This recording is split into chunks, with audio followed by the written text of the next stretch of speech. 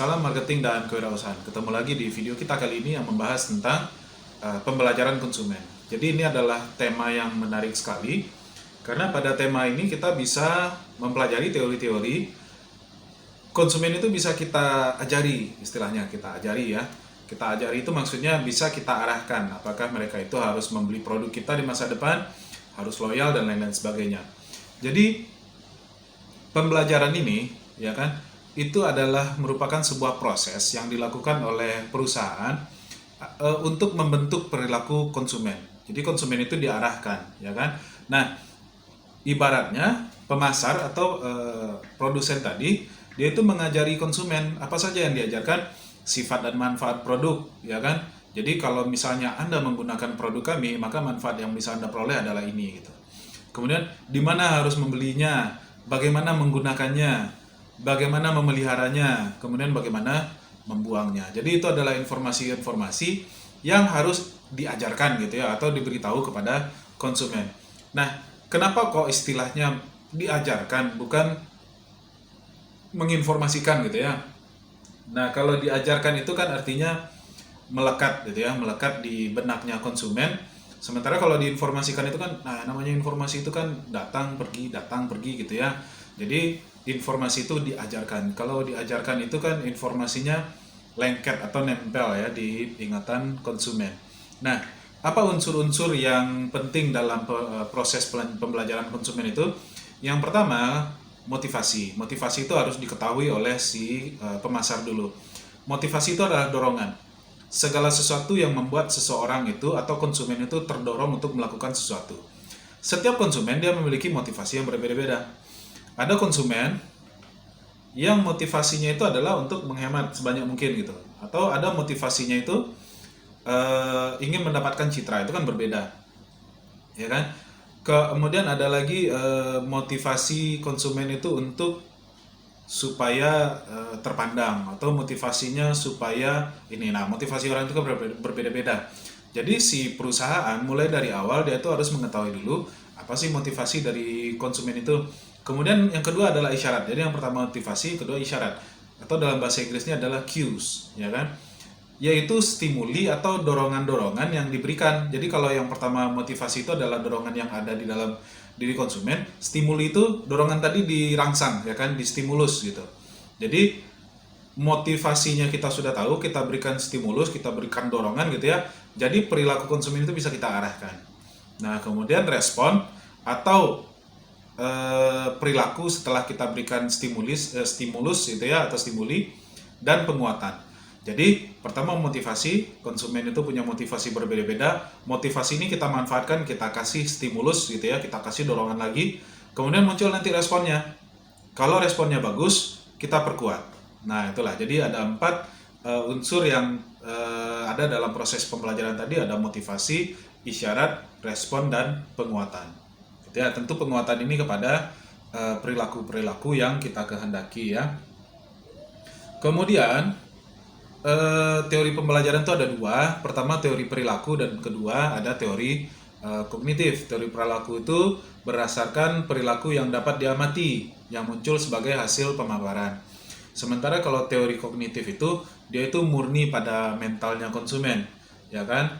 Nah, seringkali teori kognitif ini yang sebenarnya menjadi solusi terhadap berbagai masalah pemasaran, ya kan?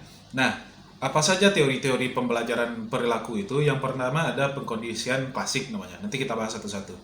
Ada namanya pengkondisian klasik, ada pengkondisian instrumental atau operan, kemudian pembelajaran melalui pengamatan atau observan. Nah, pemasar boleh menggunakan salah satu dari 3 atau tiga-tiganya, ya kan? Nah, pertama, bagaimana caranya kita mengajarkan konsumen atau konsumen itu belajar gitu ya mengenai produk kita.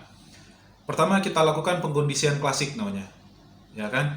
Pengkondisian klasik itu namanya pengulangan, diulang gitu. Nah, kalau sudah diulang-ulang, nanti dia akan mendapatkan konsumen itu menjadi memiliki respon tertentu gitu. Jadi pengkondisian klasik ini dia menggunakan hasil eksperimen dari seseorang yang bernama Pavlov namanya.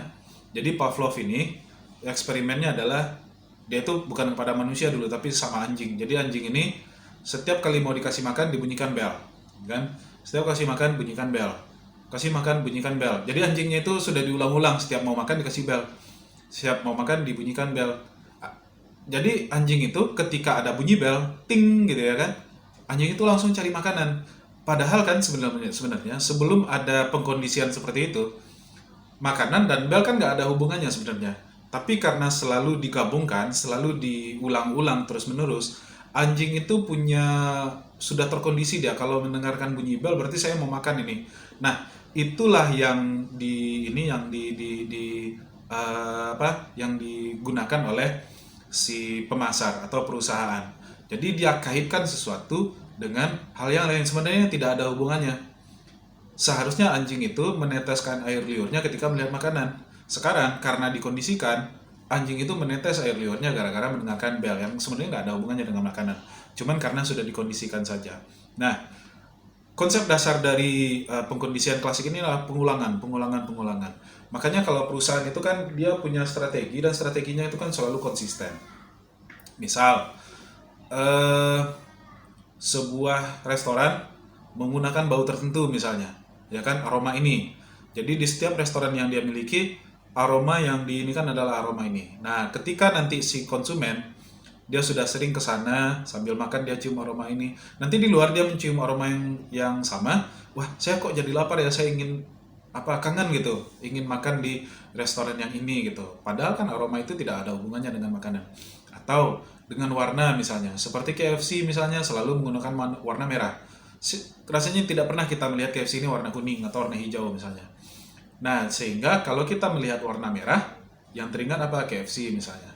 Cuman kalau warna memang agak sulit ya kita melakukan pembelajaran konsumen karena misalnya seperti warna merah tadi banyak sekali, Telkomsel juga pakai warna merah, perusahaan ini juga pakai warna merah. Jadi kalau misalnya kondisinya pakai warna, nah mungkin warnanya harus warna yang unik gitu ya.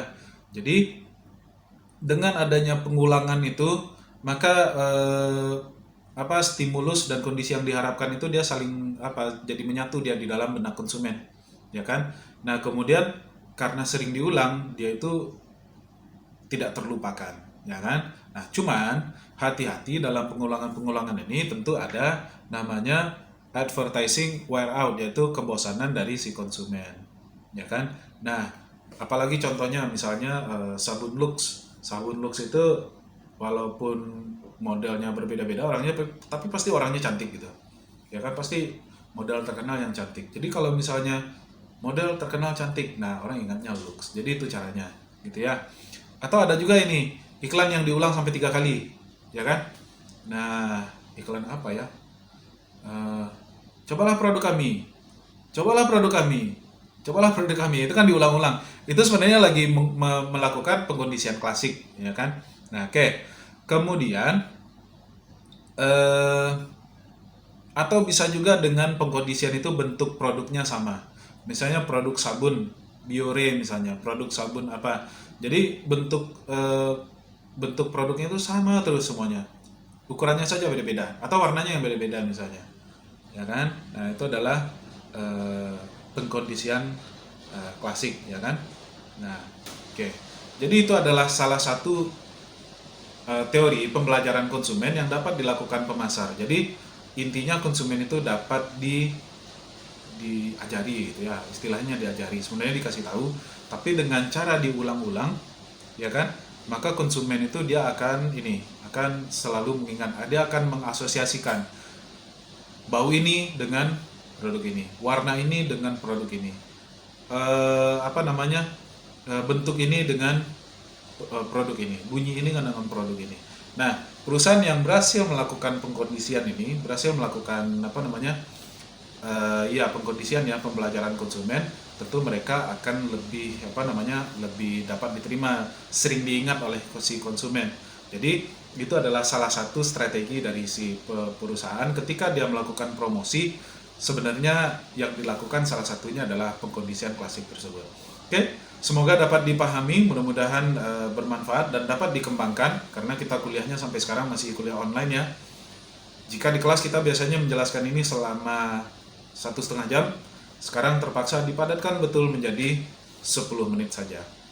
Salam marketing dan kewirausahaan.